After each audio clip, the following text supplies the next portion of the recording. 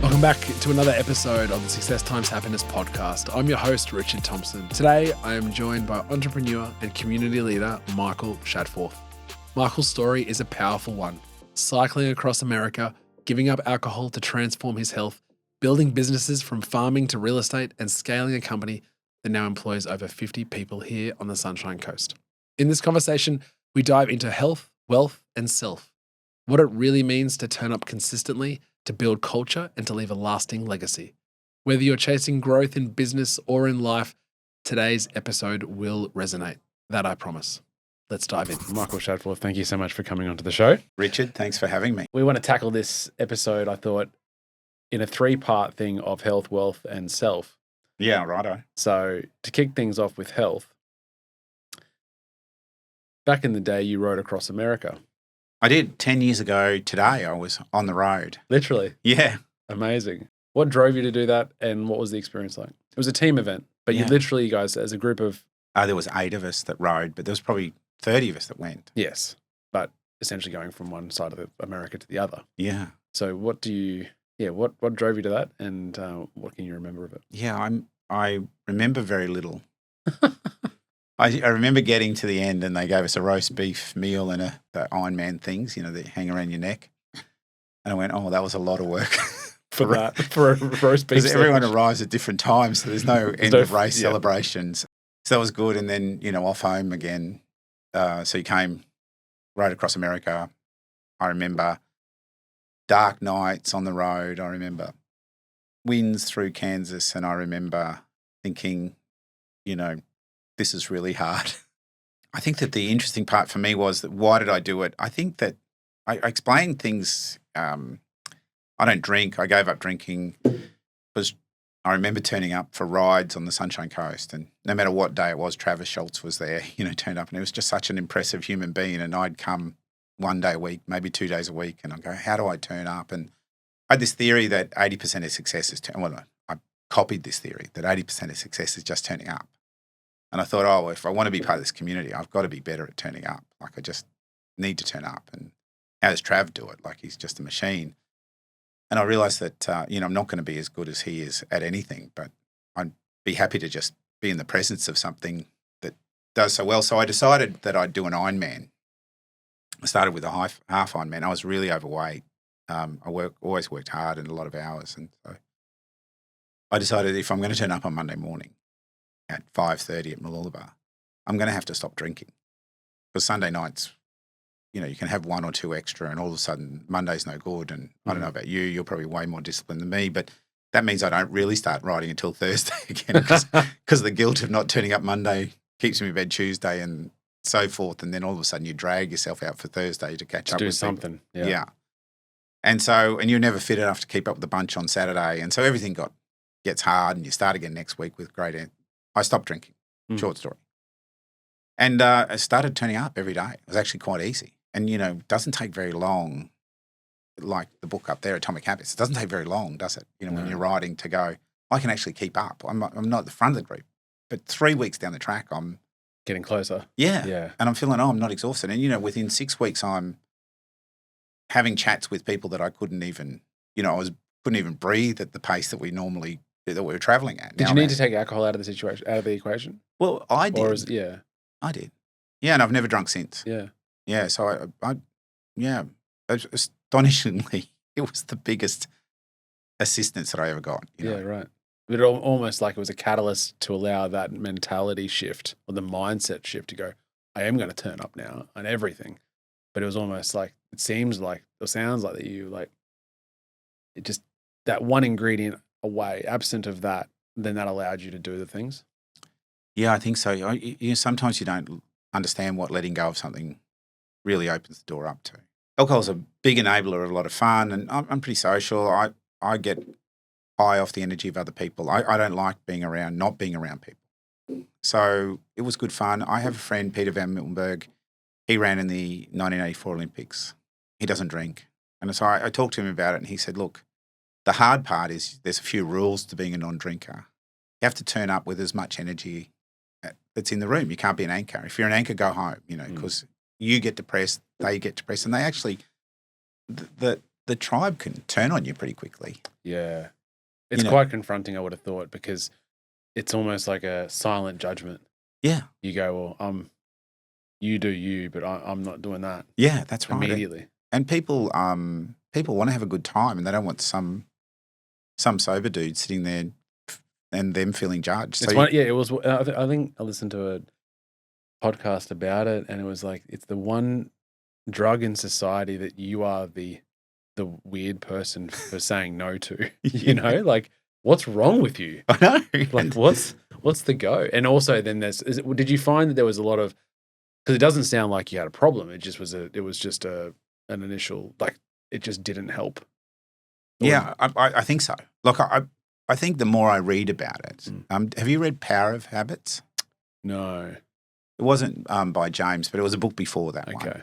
And it's a really interesting read because it's sort of a little bit more scientific about the tests on it. And they talk about Alcoholics Anonymous in there, and they say, why isn't science able to solve alcoholism, but Alcoholics Anonymous is?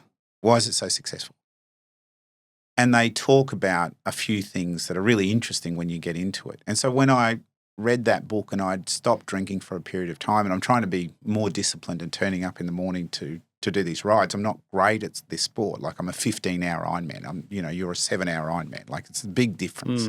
You do it in half the time. Like, you're almost home in Caloundra. In Mooloolaba, I'm still finishing at Cairns. And it, the great thing about that was that I just turned up and I did it, and it was good. I'm, to be the poster boy, if he can do it, anyone can, was okay. I'm all right with that. But what it taught me is that I probably was alcoholic. I probably just looked at it differently. I looked at it through the lens of people that allow themselves to drink and say, no, I'm not alcoholic. I just enjoy a drink. Yeah. I can give this. Yeah, I don't need this. Yeah. And so I say to people, look, I didn't stop because I was alcoholic, but I certainly saw traits that I understand weren't great. But everybody wakes up with guilt every now and again. Like, I didn't wake up every morning with guilt. My guilt was I couldn't train on Mondays. There wasn't a pivotal moment? It was just a sort of Trav in Lycra, and you thought, I want to be like that? Well, mate, his discipline was unbelievable. Do you know what I mean? Like, and he was doing way more hours than anyone I ever knew at work. He doesn't have Diet Coke, so. If you're happy, I'm happy to say on record that he does enjoy some wine. Yeah, well, look, and he was just there every day. Every time I turned up, he was there. Remembered everyone's name. Like, just brilliant at that kind of thing. And so it isn't it when you live in a community to find somebody that you go, oh, he stands out, doesn't he? Yeah. So am I alcoholic? Should we get into that? No. So I've never drunk again. Yeah. If you wanted to go on a rant about what's good or bad about it, the first 3 years, everyone trying to break you is the big challenge. Like, I learned that the thing that I did well was I drove people home, so I didn't have to stay at the parties. I was in service of people, so I became that driver. That was good fun. I still socialised a lot. I really enjoyed it. Yeah. And then I guess that the path to health and well-being, skipping that stuff is a big help. Eating crap food was probably something I haven't been able to give up yet. Okay. Still a vice there. Yeah. How did your approach in that aspect of your life impact how you showed up with business and your work life? Yeah, I learned really quickly that 80% of success was just turning up. And I think what you learn from doing big endurance sports was resilience as a great attribute. You didn't have to be the fastest. You just had to be regular, turn up. And when it got hard, you didn't have to bust through the wall like some superhero. You just had to get around it, through it, whatever. Find a way. Yeah, find a way. I just never gave up, really. Didn't do anything well, just haven't given up. At the same time you made that decision to give up alcohol, you turned to endurance sport of all sports. Yeah. Because it could have been squash. It could have been, chess or mahjong, as my mother loves. But endurance sport, I find, I'm biased, but the traits of endurance athletes of all spectrum. And in fact, it's probably even harder for you. Like, as you say, I'm done soon, but I don't know how you keep going for 14, 15 hours. Like, that's endurance. And you know, I think that does instill subconsciously or organically into your being of what it I guess a lot of life's formulas about success and achievement is through showing up. It's through discipline. It's through dealing with adversity. It's resilience. It's all those things that you can't get, and consistency. And I'm at no point a gifted athlete ever, and it's just because I didn't stop, you know. And your body and the beauty of endurance sport, for most of it, it's not technical based.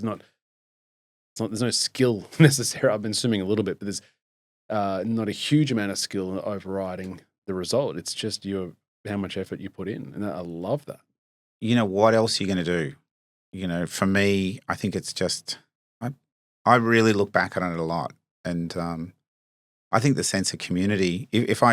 To answer why did I do Race Across America, it's because a group of people said we want to do something other than Ironman now. What can we do? Mm. And I didn't want to miss out. I didn't want to not be part of that crew. Mm. And I think that did it more than getting to a finish line or a personal achievement. I just wanted to be part of the team. Going into business, your view, I mean, you're in how would you describe being brought up in the Shadforth house or family? Because it's on the Sunshine Coast specifically, it's a very, very well established name. And as a child, adolescent into adulthood,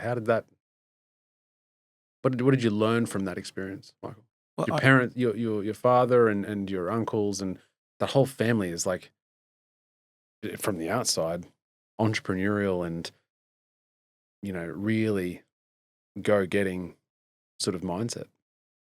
Yeah, probably steady. You know, like we're probably diesel engines again, a bit like the endurance. You know, there's no real sort of bust through the wall. Yeah, there's no sort of rah-rah in our family, to be honest. It gets beat up pretty quickly, you know, like so. You don't want to tell people that you've done anything over and above, you know, like you just want to make sure you do the right thing. I think that growing up at Shadforth, you know, there's 4 brothers and we had Amanda and Jeff, cousins, and we're a pretty close family. My mum's family, pretty close. So we were all about family, really. But we learnt that John and Peter particularly, they had a really entrepreneurial mindset. They were always after doing something new and different. And also, but they respected people and they put in like true, honest, hardworking citizens. I mean, they cared for the people in the community. They did their extra bit. They hung out with good people. So there's a lot of people in their network when the coast was small that are also very successful. And some of those people are much more successful than our family is in terms of that stuff. But they learnt from each other. And I think, like a like attract like, you mean? Yeah, I think so. Yeah. I think, and then we, as sons and nephews, we just learnt to honour the path that they laid for us, you know, and respect it and know that we weren't. It's a privilege to have parents that have done such an amazing job of being good people, like never letting anyone down, you know, being honest, not over-promising anything, not super ambitious in any way, just wanting to make sure that they were happy and their kids were fed, their business survived, they paid the bills. That consistency. Yeah. Yeah. Just turn up every day. Maybe one thing we probably do is not have a break, you know, so that's, you know, that resilience, that endurance. But none of us would say we're brilliant anyway. When you look back at your career and your business life, what's the biggest risk you've taken? Oh, you don't want to ask me. I got plenty. I think that the biggest risk that I've probably taken in all of my business career is that I went into small crop farming after selling a business in Melbourne. It's tomatoes? Yeah. A lot of people don't want to talk about tomatoes, but yeah, I went into selling fruit and vegetables and growing tomatoes. Where was that? Started in Victoria and Moorabbin, in the heart of Melbourne, really. Fortunately enough, I bought an existing farm, just a leasehold, and started growing tomatoes. I had a bit of time off. I went in with a an Italian guy. He was well connected in the markets. That came with good and bad things. How old are you at this time? Probably 32, 33. And what drew you to that industry? Oh, good question. So we'd come from an agricultural background, and I my dad and Peter had grown up in far north Queensland. So I think, and going to Nudgee, so many of the people that I went to school with were farmers, and I think agriculture was a romance in terms of what's going on. But I sold a business and I'd had some time off, so I was surfing a lot. So I was driving to Torquay twice a week, or going to Gunnamatta, and every time you go past, these greenhouses were popping up everywhere, and they seemed to be growing all the time, and you could see them. So I just looked into it, and it seemed like a sustainable way of farming, small farming, intensive, good income, good way of living, and they were living close to the city and close to the beach. Perfect. So I just jumped in. That was probably, that was the end of a long career of good times. So you had to grow tomatoes, go to the markets at 2:00 in the morning, sell tomatoes. Built it into a big business, did a JV with the Costa Group, and we built a thing called Blush Tomatoes, which is in Guyra. It's the biggest greenhouse at the time. I didn't really have the corporate skills, nor did I have the background to sort of understand how that type of business operated. Sort of didn't lose everything, but put the dream together, and it succeeded really well. But I wasn't part of the journey post, getting it all together kind of thing. It's still going today. It's their picture child. Costa's a big venture, and really they did a great job. I just was probably too immature and wanted to be an entrepreneur, a young entrepreneur in that sort of field. And then, but I'd built a big greenhouse in Bendigo at the time, and Bendigo ran out of water, so that made it really hard. And so I think the biggest risk was I should have stayed in just the marketing of the tomatoes and not the growing. Okay. Sounds like it was successful though, in terms of the... Not for me. Sure. Yeah, I think... The concept. Yeah. Set me back a fair bit, to be honest. Oh, right. Yeah, not devastating, but, enough to lose your confidence and... Was it not the plan, obviously? Oh, I think the plan is always just to be good at what you do, like if you're in something, stick in it kind of thing, get in line, stay in line. Did really well. Like, it was an amazing business by the end of it. It still is an amazing business. I'm lost as to how you got out of it. Oh, just an awkward journey with, the politics inside the business. Different stakeholders. Yeah, and just not understanding how all that works, to be honest. And just probably thinking I was running my own race, but I wasn't really. And then you moved up here and then turned your attention to real estate. I love our family. I love working with the family. So I'd always wanted to come back and, just had those goals of doing more with family. So I came back, and Dad had a development company. I got involved. We were doing an industrial subdivision and selling commercial real estate. I'd actually, working in the markets, I'd wanted to be in real estate. Like, that's all I really wanted to do. So I just did that with him for a couple of years. The GFC hit. That caused a bit of a problem. For me, it's all about the passions I love. I love entrepreneurs. I love small business. I love large business. I love business in general. I just think that in the right hands, it's just an amazing thing what it can do for all things, for its employees, for its shareholders, for the community that it works in. It adds so much value to a community and to the people that do it well. I think that I just love to see those stories. Love to be part of them. Because it was just when you started out post GFC, it was you? Yeah, me and another partner and another staff member, yeah. And now it's, how many had? 50 or 60. G'day team, just popping in to say thank you for listening. If you're enjoying this episode, please take a second to like or follow the show and share it with a friend. It's the best way to help us grow and keep bringing you more great content. Now, the second half of this episode is full of incredible content with Michael, but the audio is a little bit on the not as high a standard as we usually like to bring. We're not sure why. Cody wanted to blame him. I don't think that's the case. I'm sure it's just my inability to speak in front of a microphone, but stay with it, endure it just for now, and we really appreciate you listening because it is wonderful content. All right, let's get back into it. What impresses me is how you've been able to, from the outside at least, maintain that culture piece. You've talked about being social, you talked about people as well in the community, but in an industry that stereotypically is individual players and agents and real estate agents. There's a lot of ego, there's a lot of money as well for the individual agent, and it's not necessarily tertiary qualified work either. But for some reason, it's not, well, not some reason, this is what I'm trying to talk to you about it today, is that you very purposefully have done a lot of things to be able to keep that culture in a firm of 50 or 60. And that's not nothing.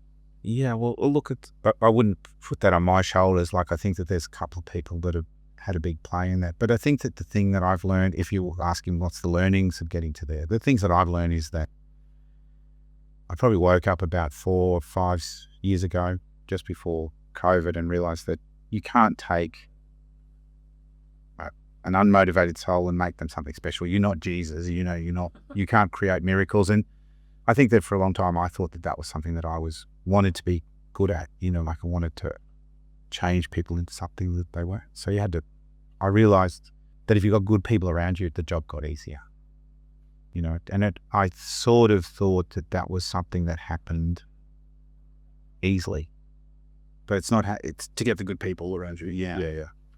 I think it's much harder than I set out to do. My dad always said, most people can tell you, when most people do tell you what they don't like, the no dickhead policy kind of conversation is about describing who you don't want in your business. If you ask them to describe who they want in their business, they can't do that at all. And so if you think about that, being able to decide that you're going after something, a culture, and you can't describe it, or we can't describe what good looks like, you're probably not going to get there. But the challenge is when you do it, you probably got to reshape it all the time, start to understand those things to make sure that you keep that. And I guess it's that evolution to learning as well. Like, you've got to stay up with the smartest thinking as you can. And sometimes people come on the journey, and that old saying, some people are there for a season, some people are for a reason, some people for life, and there's a lot of people for a season and a reason, and, hanging on, and for both of you to hang on in a situation that isn't working anymore can cause all sorts of pain. There's been people that have worked for me that I'm only now realizing how brilliant they were. But at the end of the journey, it was uncomfortable or awkward or even horrible in terms of those things. And unfortunately, it was probably never going to be long. For the time that's there, you can be grateful for it because it shaped so much of that culture. And there's other people I should have got rid of a lot earlier than I did. And that's the hard choice, I think. You want to be a good person. You want to have everyone succeed. But sometimes you can't see that that's not going to happen, and the energy it takes to do it. And then when you do get good people around, how do you give them enough space to do what, for them to create magic? And that's sometimes hard. I understand that journey of a founder. I mean, you must too. Founders, get kicked out of businesses all the time when it goes into that professionalism. It's time for that person to let go of the reins. They don't let go.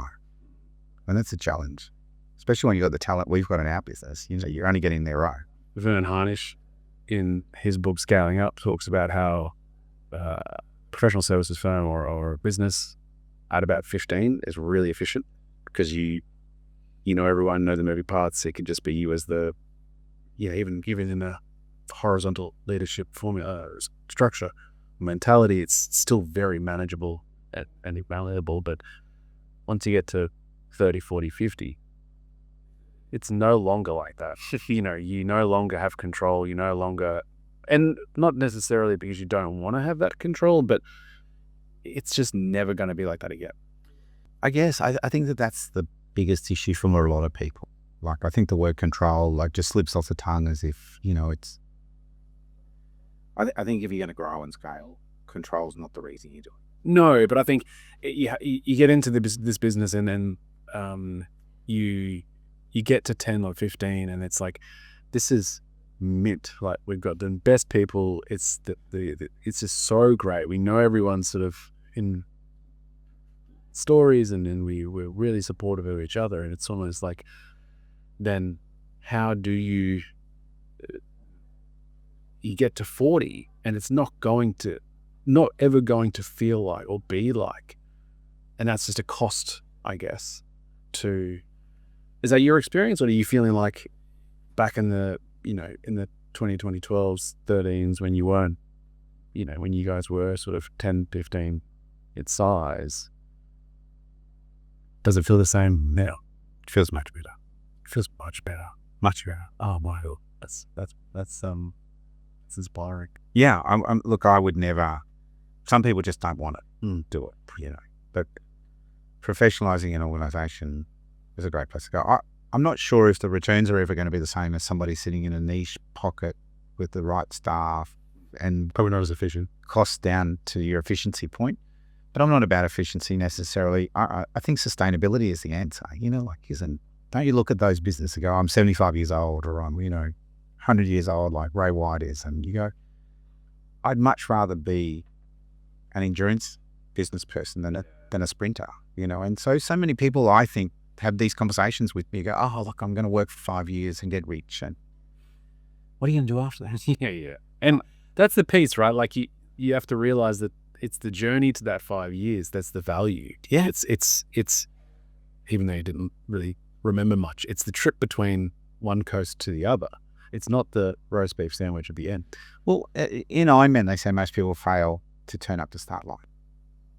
If you get the start line, you finish. Very few people, because you can walk, they'll fix your bike for you. They'll get you to getting to the start line. So hard, right? So why do all that training to try and sprint to get wealthy? And then, most people I meet my age that retire early is the dream. They've got no mates. Yes. What are you going to do? I'm inspired by my dad, who rings me and goes, what's going on here? And, what are you doing there? And, the biggest pleasure I have, I'm a really bad golfer. And as you know, my partners are amazing golfers. So I'm playing golf, and I'm a member of the Caloundra Golf Club. And I go down on Saturday. I know none of them will listen to this, so it doesn't matter. But I play golf with 85-year-olds on Saturday who still know who I am because I was around the scallywag when they had a business in Caloundra. And I just go, I want to be you. Yeah. You know what? They're still there 3 days a week walking around the golf course or driving a boat, talking about deals, and they're still doing what they do, right? And they've got this sense of community, and they've got this essence around them of happiness. And then you go somebody who doesn't have that sense of community, jumps in a van and, wants to be by themselves in a national park somewhere for 95% of the life. I don't judge them for it, or I don't do it. Or retire early on their waterfront mansion with no friends and no drive. Well, what are you doing? Hey, Richard, do you want to come and fly down to Melbourne and play golf with me next week? Yeah, of course. But I can't do it every week. It's just, I've got a hustle to do. Yeah, and even when you see those people get wealthy enough to do that stuff, they don't do it. They've got the buzz, and if people think it's the buzz of the deal, it's the buzz of whatever it is, but it's so much more, isn't it? It's so much, it's have a drive and contribute, leave a legacy, love, all those things. And without a sense of community, you've got nothing. So many people, when the phone stops ringing, their self-worth just disappears. How do they deal with that? I'd be hopeless. So I don't think about retirement. Yeah, what does legacy mean to you? It's a good question. I just wrote an 80-page document about the next decade, because I left school in 84. So, going back and looking at all those decades of my life and understanding what the next decade looks. And my eldest daughter got married last Friday week. Oh, wow. And I guess when you don't understand it until you see somebody that you've given your whole life to, be who she wants to be and create, and you go, oh, my job's done. That's my legacy. Her and my other daughter, what my wife and I have been able to do. And, it's so biological, isn't it? You put on the earth to keep the human race alive, this piece of life. So I guess is, I want to give them as good an opportunity or better than my folks gave me. I want to pay it forward. I want them to do great. I want them to be beautiful people. I want them to have a light footprint on the world. I want them to use whatever springboard they can from me to do more good. And I want them to enjoy the challenge, enjoy challenges, be strong and fit and healthy. So if some shit comes at them, they can handle it. That's beautiful. Whew, it's a big day when your daughter gets married. Yeah, sure. I'll be getting ready for that on some point in the next couple of decades or 4. One thing that very much impresses me is that with you, I guess it's your mindset, but the business as well, that you've been able to scale this business to the size that it is. And particularly you 3 as directors could say, yeah, well, we're top of the tree and we know what we're doing. But it seems to be self-development and self-improvement is a really high priority for you guys, and to think who else is out there that we can learn from. The continuing education, as you said it before, like where is that in you to be able to go, well, this is a journey of, like, I am never ending this journey of self-improvement. I don't know if that's a decision necessarily. I can say a couple of things though to it as I sort of research it and try to understand why it's there, is that the luxury or the expense of being in a franchise, it seems like you're giving away a lot, right? But what actually happens is when you treat it with the right respect, you get to meet other people with the same mindset that are willing to share and understand the benefit of your success benefits them. So as the brand grows, you grow. And so where we exist in that franchise, we get to meet people like Brett Graham here on the coast who build and leave legacies and are constantly improving. So, you feel so far behind when you meet some of these people that have done so well in these businesses. So it's not a case of, I just want to be better because, where's the top of the mountain? It's because sometimes you have to keep up. And, I think that the world of Ironman taught me one thing. I don't know if you got the same feeling. I remember we were training for a race across America, and I'd missed a group ride, so I had to ride on my own the next day. And I rode to a boring point, a little above boring point. Standard ride, flattest I could find. I was sort of dreading Coolum Hill. Like that's the only hill in the whole ride, right? And I'm pulled up next to this guy, and you're just chatting. He's going, "Oh, how you going?" And I'm going good. And I started to preach all I'd learnt in the 16 or 12 week training block, doing this, I'm doing that. And then for one split second, I thought, oh, should ask what you're doing. And he goes, "Oh yeah, I'm training for Hawaii." And I didn't even suspect it. I just thought I was the winner on the training cycle. Like, I'm going to race across America, dude. You're the center of the universe here. Yeah, I'm pretty big deal. And he goes, I go, "Oh shit." He goes, "Yeah, no, well, how you going?" And I've done it 12 times, going to 30 in my age group. So it's just humbling, right? Yeah. And so being me, I go, "Oh man, I'm so sorry." Like, I feel so embarrassed by it, and I don't understand now why that is. And I go, "Well, why are you so generous? Why are you sitting here not super focused?"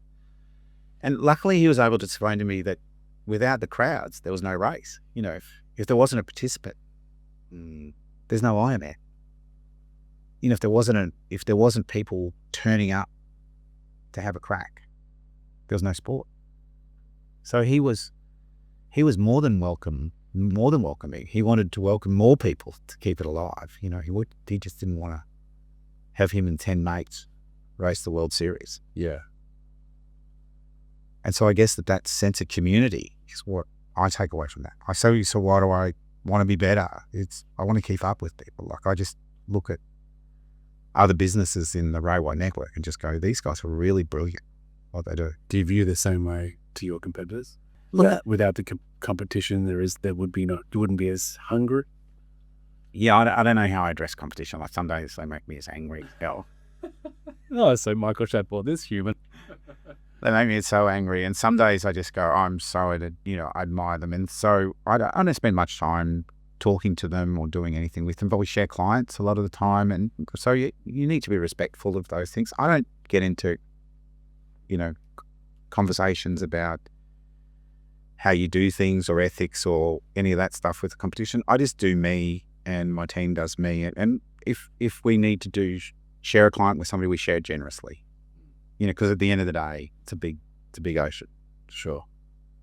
You said you wrote an 80-page dossier on the next decade. What is that? What was the snapshot of that for? But I just think it's creating a rhythm now, like it's making sure that you don't peak and fall off and peak and fall off, and, just creating some sort of tempo that works. And then, making sure that you are conscious that other things, things are important, like love is important. How do you express that? How do you express it? How do you feel it? How do you accept it? How do you give it? How do you make sure that that's an underlying part of life? Do you know what I mean? And so when do you know you're withdrawing from it or when you're excelling? So right down to, how do you treat the mornings? Obviously, there's so much technology out there in podcasts about what you do in the mornings and how you start your days. Nutrition's changing all the time and energy cycles are there, but it's also, what you want to achieve and what you want to do. And going from 59 to 69 is a big journey, I think. And, I just sort of look and go, we're going to live to a 90 plus. I don't want to be unhealthy at that age. I want to be, I want to make sure my knees work. So I don't want to train to a point where I busted everything. Yeah. Interesting about the AFL, right? 6 years is the average life of an AFL player. And for 2 of those years, you're fighting to get in the team. And the other 2, you're trying to protect, the last 2, you're trying to protect your career. Yeah. So, people think that that's a great way to live your life, but it's a really intense period of time. And then you've got 40 years work afterwards. So yeah, I wrote that. I'm trying to make sure that I'm good to the people that work in the business. I'm trying to be much more customer obsessed. I want to see, where do we really add value? Can we do that better and different? How much is technology going to change that experience? I don't know, Ben Ambrose is quite an inspirational figure on the coast, very successful. He has a big technology base for the last decade, but he's all about customer service. He sees his successes about technology and how he uses it, but really just cleared the space so that he could offer better customer service. So he took good people and took shit tasks away from them and allowed them to talk to customers, because that's the important piece. Well, that's the only piece we get to do now. It's the only piece we get to control. Yeah. Well, more differentiate. Yeah, that's right. So, I think go back, the thing I read last year was, after realizing, going through that journey of what do we have to do, I went back and read How to Win Friends and Influence. It's probably as relevant today as ever, because we've stopped training that. We wanted everyone to be an engineer. Yes. Interesting. Yeah. Well, go be a human. That's good advice. Yeah, I think that, when you realize, oh shit, I'm a long way. So I wrote it based around that sort of stuff. And then I guess I just don't want to end up with a whole heap of money or a whole heap of success and no mates, or so many mates and nothing. Just want to make sure that I balance that out. I want to make sure that Nina and I, now that our kids are married, what does that look? Are we going to have a great second half of life? Well, we're in a negative split life. I love that. I love that. What does adventure look like for us? What does our passion look like? How are we to each other, for each other? Is it better than we were? I think biologically a lot of my friends are together because they're raising children. Sure. Are they, what happens if that primary role goes and you replace that with something different? What's your relationship with yourself? How's that? I think I've never been really smart. Like, I'm sort of not a great reader or a great writer, so I'm blessed in AI world because I can, put some stuff in there. But I think that, you look on your failures more than you do your successes. And you sort of, as your past is always thrown up in front of you, it's never the good things. Consciously, at least. Yeah. I don't know. Like, I think I'm just human. I don't think I'm different. What do I do differently? I understand that I think that if you read as much as I do, when I say read, listen to as much as I do, it's a practice. How you treat yourself is practice. It's never going to be perfect. If you don't work on it every day, it's not going to be better. And it can always be better. I love it. Thank you so much for your time, Michael. I feel like just to keep talking. I'm fascinated by you. Final 5 questions. Okay. What does success mean to you? Yeah, it's a good question. Success means to me really to be part of something. What does happiness mean to you? Yeah, happiness is probably feeling valued in those situations. You know what I mean? Like just knowing that you're part of something and you can contribute in a way honestly and authentically without worry. Speaking of morning routines, what does yours look like now? Um, On a normal basis? yeah, look, I'm trying to do 250Ks a week on the bike now. Isn't Swift like it's a big breakthrough? Yeah, indoor training. Far out is so good, hey? Would have had that for the race across America. Yeah, I think they were just starting to come in those sort of group sessions, but there was no TV or just a trainer. So, so I get up, I turn on one of the mindset apps, try to just calm my mind for 5 minutes. What time do you wake up usually? Put it to 5. Try to do that. Jump on the bike, wherever it is. Trying to do Monday to Friday, trying to do 45 minutes to an hour and a half. 2 group rides a week during the week if I can. When I say group rides, just with people for socialization. I really like push bikes for the fact that it's a great community. It's really inviting and encouraging. There's no negative banter in those groups. Yeah, a lot of sports is like, oh yeah, put your mate down. Like there's some of that, but it's just not. You can't ride without a peloton, so you can't piss everyone else so they don't turn up. Yeah. And then I'll try and eat breakfast now, which is a big thing. Trying to, as you get older, you realize how important protein is. So trying to get in the right amount of protein today is hard work. And then off to work by 7:30, 7:45. Catch up with the team in the morning, first thing. Try to sort of make sure we understand what's going on for the week. We have this theory that it's 1 week 52 times, not 52 weeks a year. So set yourself a routine, try to deliver that. Consistency. Yeah, just do that. A piece of advice you'd give to your younger self that you'd want to put on a billboard? You have to use confidence where you can. Do you mean like it's if that's saying if you believe you can and you probably can, but don't get halfway down the track and then start doubting yourself. Like just fully commit. And if you fail, that's great. And finally, a guest that you would like us to have on the show. Yeah, I really like, I think that Grant Keys would be a great guest for you. Have you had him? No. Okay. Yeah, I think he's an amazing human. I get to spend a bit of time with him through property, but I think that somebody that changed sport, to it from an 18-year-old running a surf craft to a TV show that was watched. Yeah, that is actually a great show. But also he and he'll probably hate me saying this, but he's also so determined. Do you know what I mean? But he does it in such a polite way. Like his persistence is unbelievable, and his willingness to win. If he's going to do something, he's going to win at it. But he doesn't make it. He doesn't push anyone out of the way. He's just determined to be good at it. That's a great one. Thank you for that, Michael Shadforth. Thank you so much for coming on. Thanks for having me. That was another episode of the Success Times Happiness podcast. Next time you're cycling across America, turn to the person next to you and tell them all about the show. It really means a lot. A big thank you to Michael for sharing his story. If this episode gave you a new perspective, please subscribe, leave a review, or share it with someone who will enjoy it. It's the only way we grow. All right, until next time, peace.